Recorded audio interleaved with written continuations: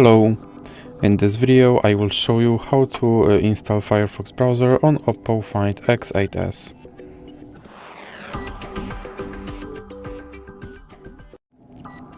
So you have to start by opening your Google Play Store, then click on search bar and type in Firefox. Now click search and click install.